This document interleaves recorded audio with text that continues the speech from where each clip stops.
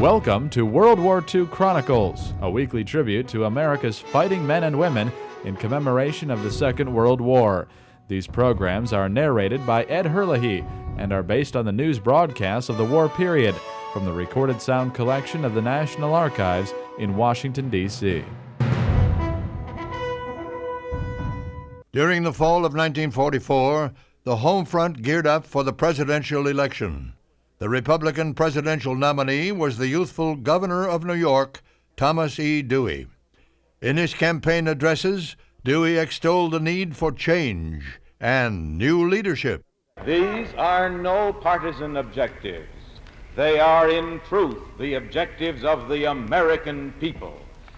They can never be attained under the tired and quarrelsome administration that has been in office for 12 long years. Republicans contended that Roosevelt was too old for office. Roosevelt answered his critics in his first political address of 1944 on September 23. These Republican leaders have not been content with attacks on me, or on my wife, or on my sons. No, not content with that.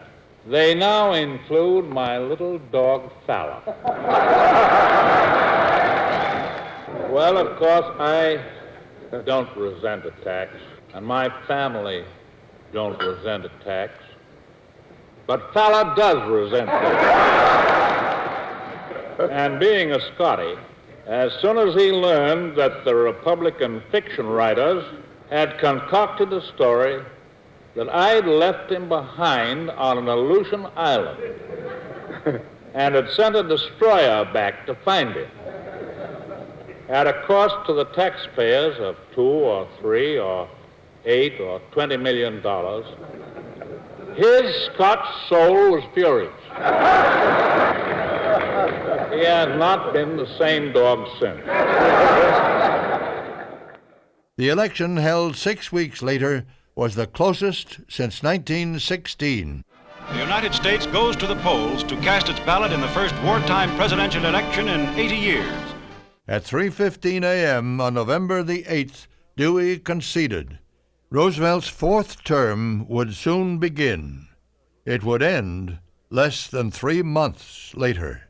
I'm Ed Herlihy. Join me next time for World War II Chronicles. World War II Chronicles was produced by the American Veterans Center and Radio America in cooperation with the National Archives.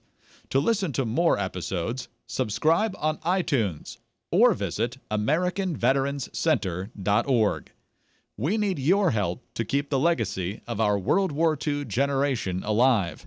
Visit AmericanVeteransCenter.org to make a donation to support World War II Chronicles and the ongoing work of the American Veterans Center.